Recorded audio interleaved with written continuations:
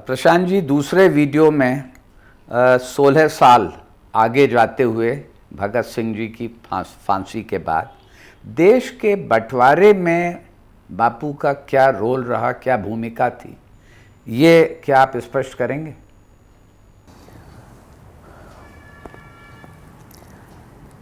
देश के बंटवारे की जो कहानी है, उस कहानी के 3 सबसे प्रमुख पात्र हैं।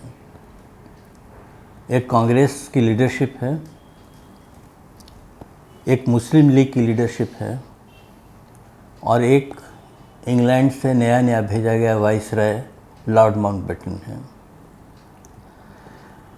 इन तीनों ने मिलकर विभाजन की जो कहानी लिखी, उस समय गांधी जी दिल्ली से बहुत दूर नोआखली में थे, जहाँ सांप्रदायिक दंगे की आग फैली हुई थी और नंगे पांव दरवाजे दरवाजे भटकता हुआ वो आदमी उस आग को शांत करने की कोशिश कर रहा था।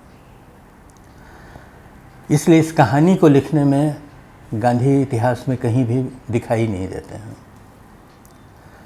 जब सारी विभाजन की गोटियां बैठ गईं, सत्ता की शतरंज पर सब ने अपने अपने मोहरे चल दिए, तब गांधी दिल्ली आते हैं और तब जाकर ये राज उनके सामने खुलता है कि कांग्रेस ने लीग और वाइसराय के साथ मिल करके विभाजन को स्वीकार कर लिया है।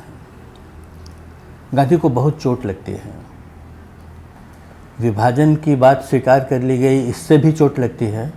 उससे भी ज़्यादा चोट उनको इस बात से लगती है कि कांग्रेस की लीडरशिप ने उनसे ये बात छुपा कर रखी है। वो पूछते भी हैं कि मुझसे सब छुपाया क्यों? कांग्रेस की तरफ से जवाब ये दिया जाता है कि अब कोई रास्ता बचा नहीं था, एकमात्र यही रास्ता था जिससे आगे का रास्ता खुलता था। गांधी कहते हैं कि रास्ते होते नहीं हैं, रास्ते खोजने पड़ते हैं। गांधी ने रास्ता खोजा। इस आखिरी दौर में जब सब कुछ तय हो चुका था, गांधी 3-4 रास्तों की तरफ जाते हैं। सबसे पहले वो वाइसराय माउंटबेटन से मिलते हैं और उनसे कहते हैं कि मैं आपसे सिर्फ इतना ही कहना चाहता हूँ कि आपको जो ब्रीफ इंग्लैंड ने दिया है भारत के विभाजन के लिए, उसका फ़ैसला आप खुद कीजिए। मैं इतना ही कहना चाहता हूँ कि आप जल्दीबाजी मत कीजिए। वाइसराय उनसे कहते हैं कि मेरे पास जल्दीबाजी करने का कोई कारण नहीं है। उनके सामने एक कैलेंडर लगा हुआ है, जिस कैलेंडर पर विभाजन की तारीख मार्क करके रखी हुई है। वो गांधी को दिखाते हैं और कहते हैं कि मुझको इस कैलेंडर के बाहर जाने की इजाज़त नहीं है। गांधी समझ जाते हैं कि ये रास्ता काम करेगा नहीं।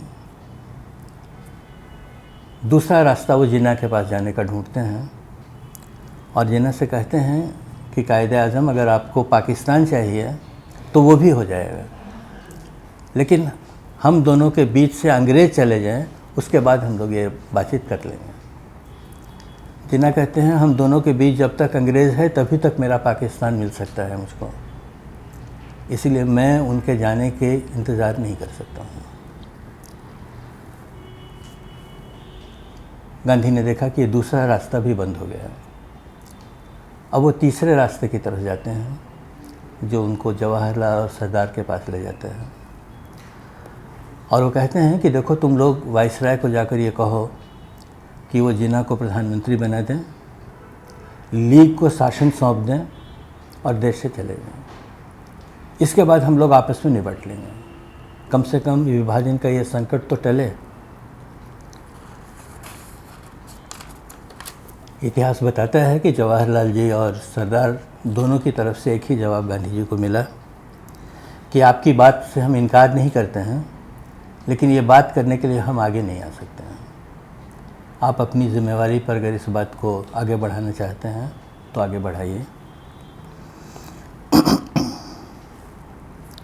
गांधी ने एक चौथी कोशिश की कि उस समय बहुत तेज़ी से भारतीय राजनीति में उभर रहे समाजवादियों से बात की। जयप्रकाश नारायण आदि, नरेंद्र देव जी, और उनसे कहा कि अगर तुम नौजवान लोग मेरे साथ आने को तैयार हो तो मैं एक बार जान की बाजी लगाकर इस पासा को पलटना चाहता हूँ। लेकिन समाजवादियों ने भी इसका कोई जवाब नहीं दिया।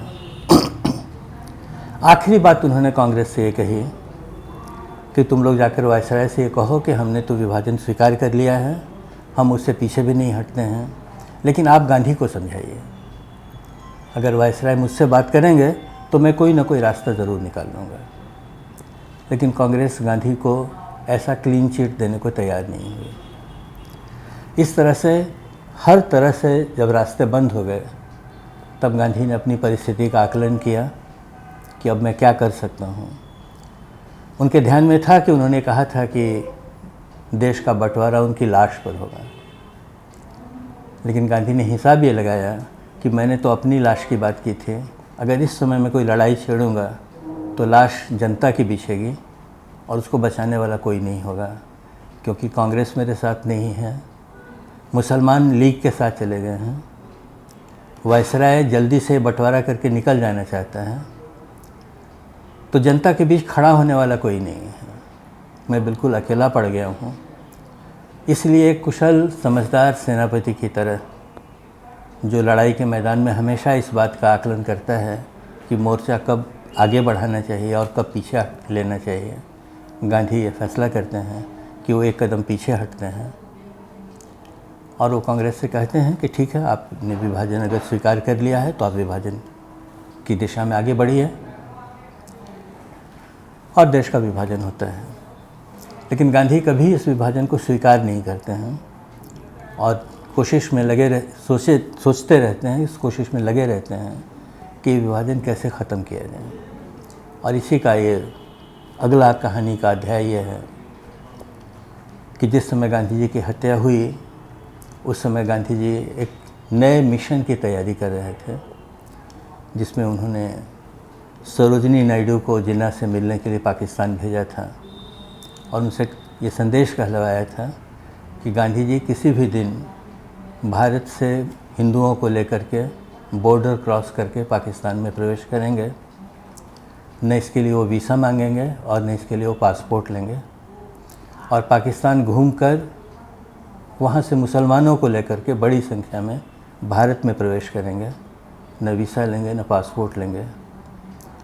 वो विभाजन की लीगल और मोरल सैंक्टिटी ख़त्म कर देना चाहते थे।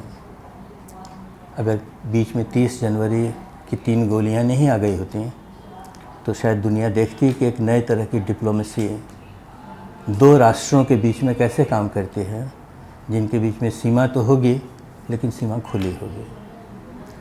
वैसा एक प्रयोग करने की अनुमति इतिहास ने गांधी को नहीं दी और देश का विभाजन, जिसके वो बिल्कुल ही खिलाफ थे, जिसके लिए बिल्कुल भी तैयार नहीं थे, वो हो गया और हम लोग देखते रह गए। धन्यवाद प्रशांत जी, ये भी बहुत आपने खूबी से और सब तथ्यों के आधार पर दिखाया। अगले वीडियो में हम बात करेंगे पाकिस्तान को आर्थिक सहायता दी जाने की।